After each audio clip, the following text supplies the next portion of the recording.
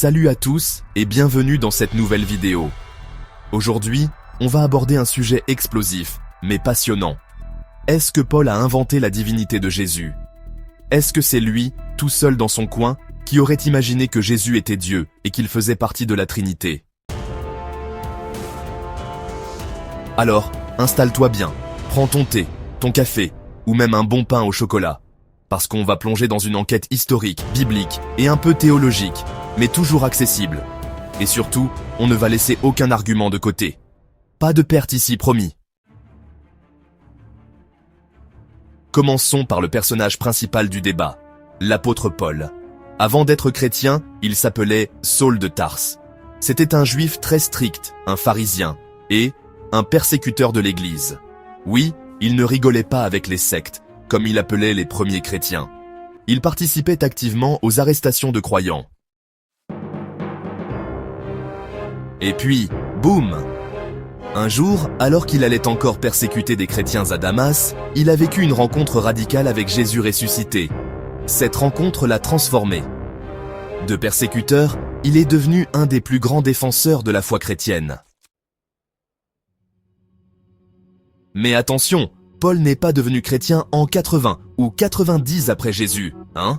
Il s'est converti quelques années seulement après la crucifixion, environ entre 2 à 5 ans après la mort de Jésus.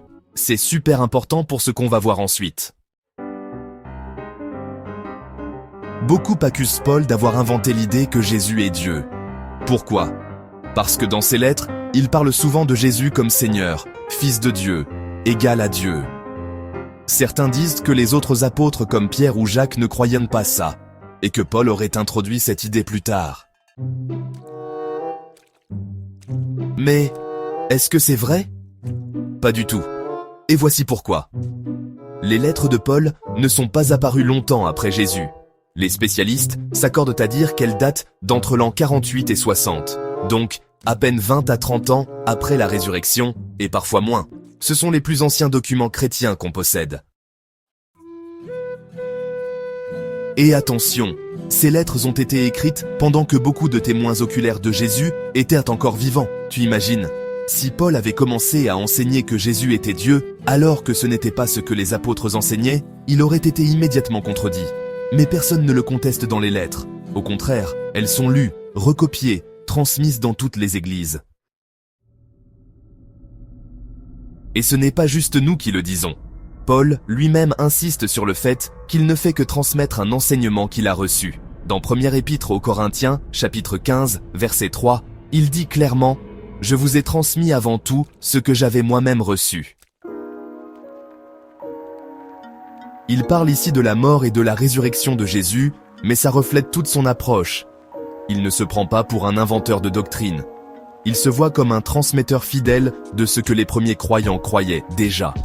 Encore mieux, dans plusieurs lettres, Paul cite des formules anciennes, des hymnes, des confessions de foi, que les historiens reconnaissent comme antérieures à Paul lui-même. Il les reprend, il ne les invente pas. Voici 3 exemples puissants. Philippiens chapitre 2, versets 6 à 11, c'est un ancien hymne où on lit que Jésus, existant en forme de Dieu, s'est humilié. Ce texte affirme que Jésus était Dieu avant même son incarnation. Première lettre aux Corinthiens, chapitre 8, verset 6. Paul dit « Pour nous, il n'y a qu'un seul Dieu, le Père, et un seul Seigneur, Jésus-Christ, par qui sont toutes choses. » Il place Jésus à l'intérieur même du monothéisme juif. Romains chapitre 1, versets 3 à 4, il s'agit d'une confession primitive où Jésus est appelé Fils de Dieu avec puissance. Encore une fois, Paul cite ici ce que les premiers chrétiens croyaient déjà. Les experts disent que ces textes remontent à 4 ou 5 ans seulement après la résurrection de Jésus. Oui, aussi proche que ça. Et voilà un argument qu'on ne peut surtout pas zapper. Galates, chapitre 2, verset 9. Jacques, Céphas, c'est Pierre. Et Jean, qui sont regardés comme des colonnes, me donnèrent à moi et à Barnabas la main d'association, en signe de communion. Ça veut dire quoi? Que les piliers de l'église à Jérusalem, ceux qui ont marché avec Jésus, Pierre, Jacques, Jean, ont reconnu Paul et accepté son message. Ils ne l'ont pas corrigé, ils ne lui ont pas dit « Attends Paul, Jésus n'est pas Dieu, calme-toi ». Non, ils lui donnent la main droite d'association. C'est fort. Encore un argument clé. Avant même que Paul arrive, il y avait déjà des milliers de croyants. Dans le livre des Actes, dès les premiers chapitres, on lit que plus de 3000 personnes se sont converties en un seul jour à Jérusalem.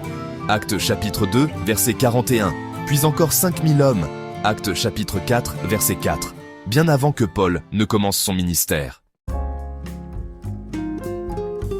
Donc, au moment où Paul se convertit, le christianisme est déjà en expansion massive. Il ne pouvait pas débarquer avec une nouvelle doctrine sans que les gens se disent « Paul, tu sors ça d'où ?» Autre point, Paul écrivait à des communautés chrétiennes déjà existantes. Corinthe, Éphèse, Rome, Philippe, des gens qui avaient déjà entendu parler de Jésus. Souvent, ces églises avaient été enseignées par d'autres apôtres ou missionnaires. Donc Paul ne pouvait pas leur imposer un message nouveau. S'il l'avait fait, il se serait fait reprendre, voire rejeter. Mais au contraire, ces lettres ont été reçues, recopiées, partagées partout. Alors, est-ce que Paul a inventé la divinité de Jésus? Clairement, non. Tout ce qu'il enseigne était déjà cru et enseigné dans les premières années après la résurrection de Jésus. Il reprend des confessions de foi anciennes, il transmet ce qu'il a reçu, il est validé par les apôtres, et il écrit à des croyants déjà bien formés. Et surtout, il apparaît dans une église déjà bien établie, et non au début d'un mouvement vide.